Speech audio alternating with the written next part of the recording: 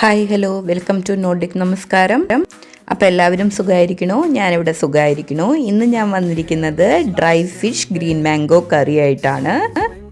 ഇത് നമുക്ക് ചോറിൻ്റെ കൂടെയും അതുപോലെ തന്നെ ദോശ, അപ്പം അങ്ങനത്തെ എല്ലാ സംഭവത്തിൻ്റെ കൂടെ പെയർ ചെയ്യാൻ പറ്റുന്ന നല്ലൊരു കറിയാണ്, ഈസിയുമാണ്.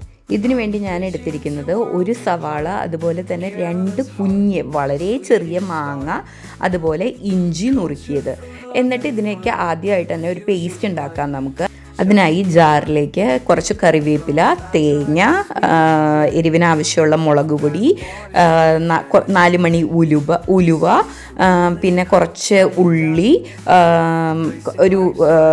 കുറച്ച് കുരുമുളക്, അതുപോലെ മുഴുവനായിട്ട്, അതുപോലെ തന്നെ ഒരു 1/2 സ്പൂൺ ടർമറിക് പൗഡർ, പിന്നെ ഫിഷ് മസാലയുടെ റെസിപ്പി ഞാൻ പിന്നെ തരാവേ. അത് ഞാൻ തന്നെ ഉണ്ടാക്കുന്നതാണ്, പൊടിച്ച് ഞാൻ വച്ചിട്ടുള്ളതാണ്. എന്നിട്ട് ആവശ്യത്തിന് 1 ഗ്ലാസ് വെള്ളം ഒഴിച്ചിട്ട് നല്ല ഫൈൻ പേസ്റ്റായിട്ട് അരിഞ്ഞെടുക്കണേ. അതിനുശേഷം നമുക്ക് പാൻ എടുത്ത് ചൂടാക്കുക. അതിലേക്ക് ഞാൻ വെളിച്ചെണ്ണയാണ് ഒഴിച്ചിരിക്കുന്നത്. എന്നിട്ട് ഞാൻ കടുകല്ല പൊട്ടിക്കുന്നത്, ഉലുവയാണ് പൊട്ടിക്കുന്നത്. ഉലുവ പൊട്ടിച്ചു, അതിലോട്ട് ഇഞ്ചിയും കറിവേപ്പിലയും കൂടെ ഇട്ടു. നന്നായി ഒന്ന് ഫ്രൈ ആയിട്ട് വരുമ്പോഴത്തേനും അതിലേക്ക് സവാള ഇട്ടു. എന്നിട്ട് നന്നായി വഴറ്റി ആവശ്യത്തിന് ഉപ്പിട്ടു. ഞാനിവിടെ എടുത്തേക്കുന്ന ഡ്രൈ ഫിഷിൽ ഉപ്പില്ല. ഡ്രൈ ഫിഷ് ഞാൻ വെള്ളത്തിലിട്ട് വെച്ചിട്ടുണ്ട്.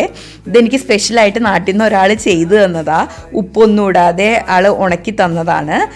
എന്നിട്ട് ഞാൻ ഇത് നന്നായി വഴറ്റി നമുക്കെല്ലാവർക്കും അറിയാമല്ലോ മീൻ കറി വയ്ക്കാനായിട്ട്. എന്നിട്ട് ഇതിലേക്ക് ഞാൻ ആ മാങ്ങ ഇട്ടു. മാങ്ങയും ഞാൻ നന്നായിട്ട് വഴറ്റി, ഉപ്പിട്ടിട്ടാണ് ഞാൻ വഴറ്റിയത്. അതിനുശേഷം എന്താ പറയുക, നമ്മളുടെ ഈ മീനിലെ ഡ്രൈ ഫിഷ് നമ്മുടെ വെള്ളത്തിൽ സോക്ക് ചെയ്ത് വെച്ചിരിക്കുന്നത് അത് ആഡ് ചെയ്തിട്ട് കുറച്ച് നേരം ഒന്ന് വഴറ്റിയെടുത്തു. അതൊന്ന് സോഫ്റ്റ് ആവാൻ വേണ്ടിയിട്ടാണ് ഞാൻ അങ്ങനെ ചെയ്തത്.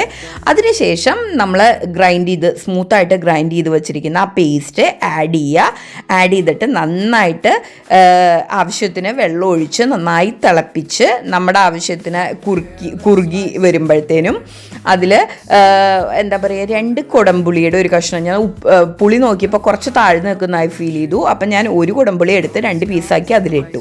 ഓക്കെ, നല്ലൊരു കറിയാണ്. അപ്പോൾ എല്ലാവരും ട്രൈ ചെയ്തോളൂ. Thanks for watching. ബൈ.